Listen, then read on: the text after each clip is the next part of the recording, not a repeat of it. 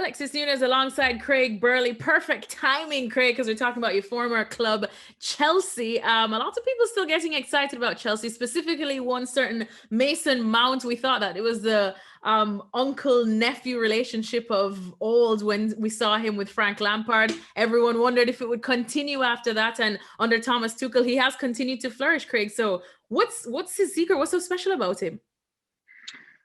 Well, I don't know the lad personally, but I was sick to the back teeth, Alexis, of trying to tell people who have a fixation about certain selections from certain managers. And I got fed up, particularly with Mason Mount and also Christian Pulisic, who we'll talk about at some point. I say, these guys are playing or not playing, not because there's an agenda or there's a favouritism, because Frank Lampard, as he found out to his cost, losing his job, was always selecting what he thought was the best team and the best players in that particular time. And there was lots of people who were upset about, from the American side, with Pulisic not getting playing time, and from Mason Mount's perspective in England, getting a lot of playing time.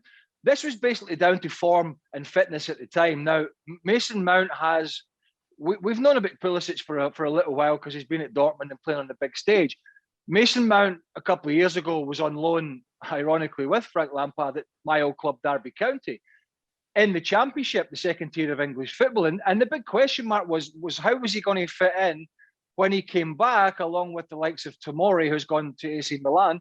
How were they going to fit in and adapt from Championship level to Premier League level? It's a big step.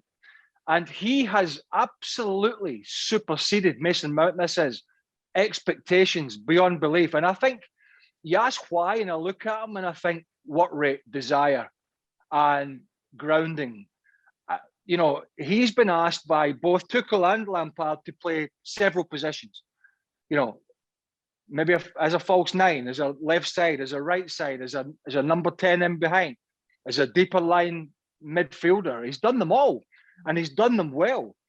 And when Tuchel took over, if you remember, he was actually left out of Thomas Tuchel's first team selection, and there was a few people went, "Oh, see, Lampard was only playing him. We were right because we know better. He was only playing because he was a favourite." No, I don't know what the reason was, but Thomas Tuchel quickly learned that this guy is arguably one of the first names on the team sheet because he gives you goals, he gives you work rate, he's got quality, he's improved his game that you have to play at the Premier League.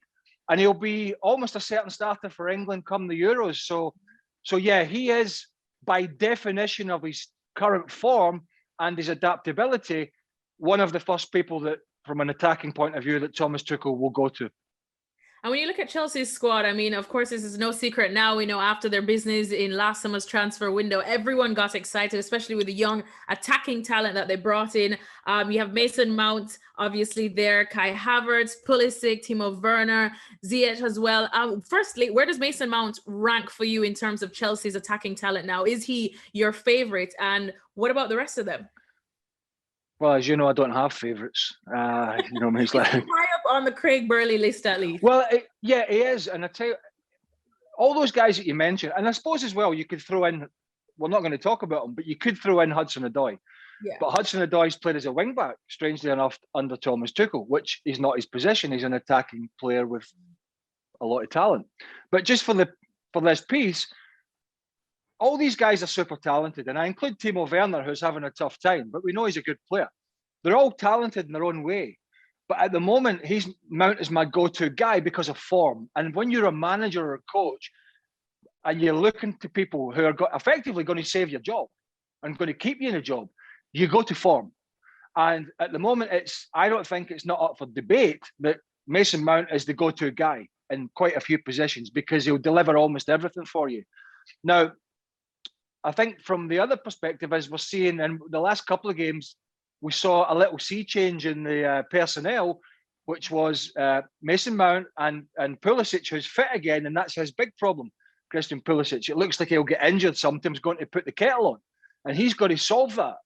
He's got to solve that issue, and he's got to get a consistency in his game where he can make a run of 10, 15, 20 games, and then we can see the best of Christian Pulisic. But we saw Mount and young Christian in behind Kai Havertz, who has been another problem for both managers, because here's this guy who pitched up as one of the most talked about players from the Bundesliga.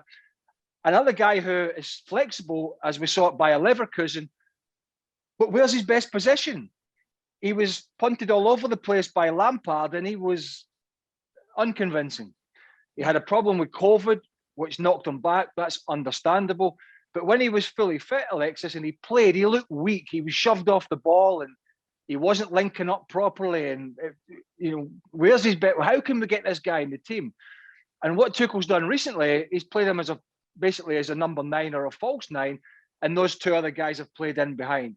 Now it'd be interesting to see if they were playing a must-win game tomorrow, if that was still the 3 ball that was playing. But it's certainly, we are starting to see a little bit more from Kai Havertz, potentially as a number 9, which he played at Leverkusen, with Pulisic and Mount in behind. And I think at the moment, that doesn't spell good news for Timo Werner or Hakim Ziyech.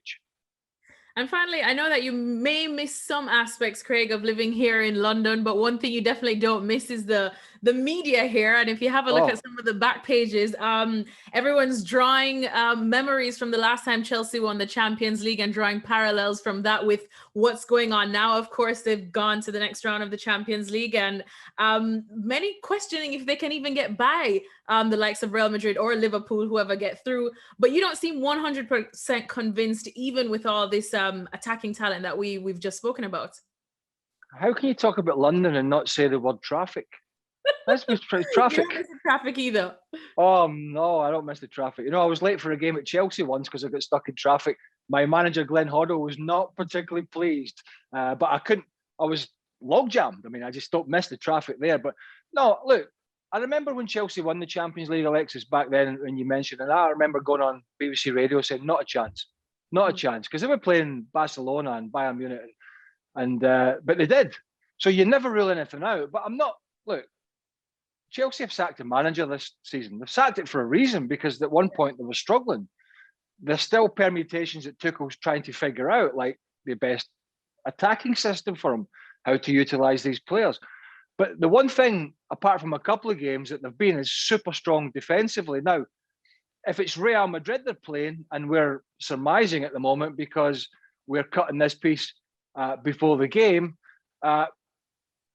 then clearly Chelsea, I don't think, are favourites going into that. We know it's not the greatest Real Madrid side, but it's still a very good one that they showed against Liverpool in the first leg, and they've got Karim Benzema, who's still in great form up front.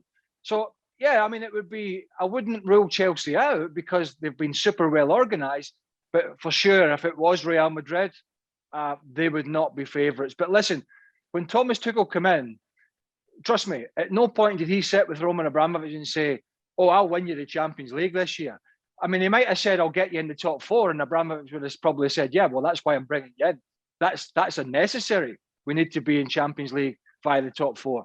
But they would never in their wildest dreams have even mentioned or even talked about or thought about winning this competition, because when Tuchel took over, it was so much of a pipe dream, it was so far off.